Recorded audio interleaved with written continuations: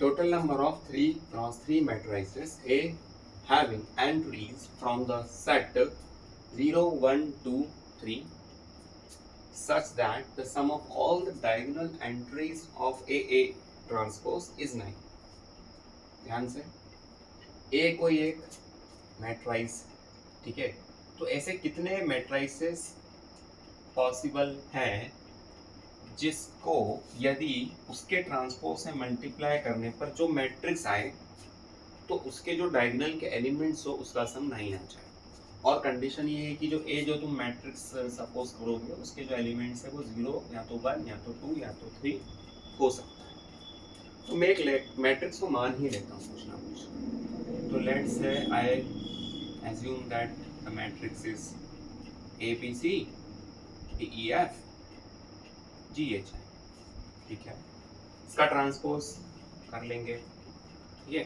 तो A ये suppose किया है तो मैं A इंटू ए ट्रांसपोज करूँ तो इसमें मुझे A B C D E F G H I इस तरीके से मल्टीप्लाई करना होगा। तो रिजल्ट आ रहा है यहाँ पर, देखो अब मैं मल्टीप्लाई करने पर पूरे 9 के 9 एलिमेंट्स नहीं निकालूंगा, मुझे ज़रूरत है डायगोनल एलिमेंट्स की, क्योंकि उन्हीं का सम मुझे क्या करना है 9 लाना है ना, ओनली डायगोनल एलिमेंट्स। तो मैं पहले A11 कैलकुलेट कर रहा हूँ। तो this is first row first column A square B square C square, A square sir B square plus C square.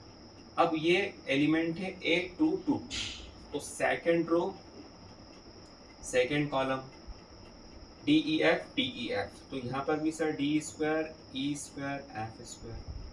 A33 के लिए third row third column sir G square plus H square plus I square. अब इन diagonal element का सम आना चाहिए 9, तो ये आ रहा है A square B square plus C square plus D square plus E square G square plus H square plus I square. इनका जो सम है डायगोनल एलिमेंट्स का इट शुड बी 9।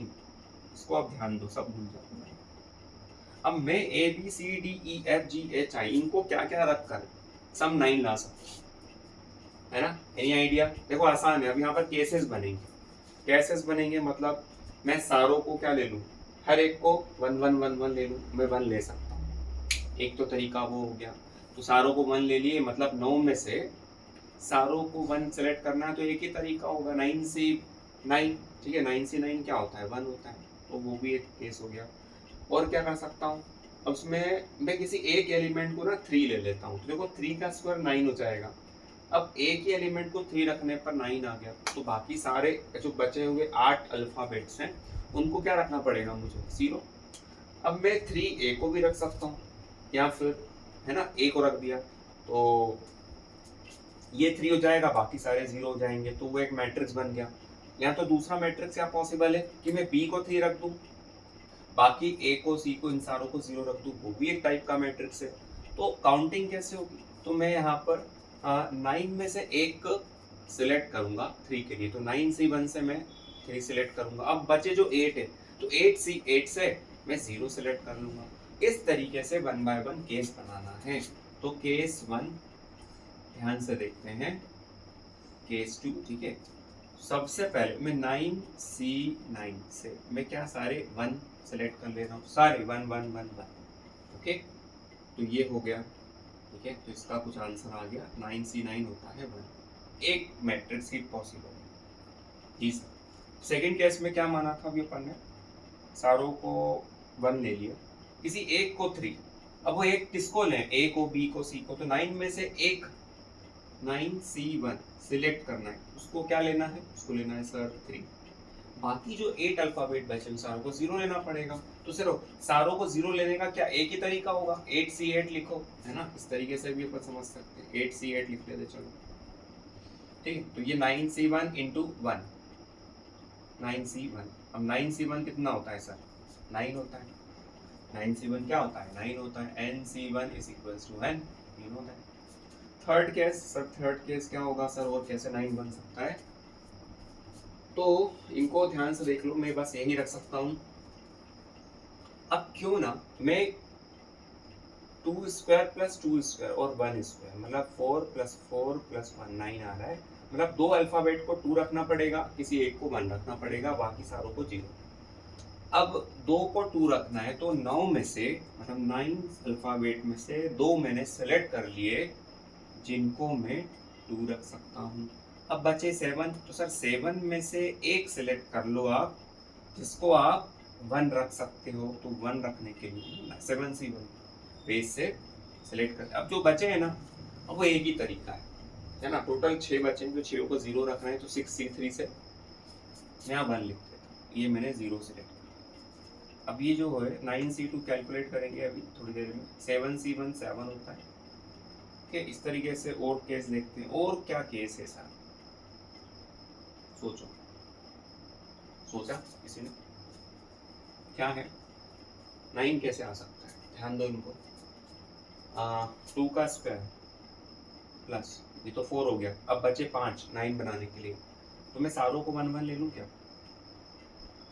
हाँ सर, तो किसी एक को 2 ले लो सर। 9C1 से मैंने 2 ले लिया इनटू, अब बचे 8, तो 8 में से 5 मैंने 1 सेलेक्ट कर लिया। अब जो बचे हैं 3C3 वो 0 सेलेक्ट हो जाएंगे। ठीक है सर, समझ में आ गया। तो 9 इंटू 8C5 इंटू 5, ये केस भी हो गया। एनी केस जो लेफ्ट हो रहा हो, सारे 1 ले लिए, 2 को 2, 1 को 1, सारों को 1। हाँ, ऑल केसेस क्लियर। इसके अलावा कोई केस यहाँ पर बचते हुए नहीं दिख रहा है मुझे। कैलकुलेट कर लेते हैं sir. 9C2 9 factorial, 2 factorial, 7 factorial.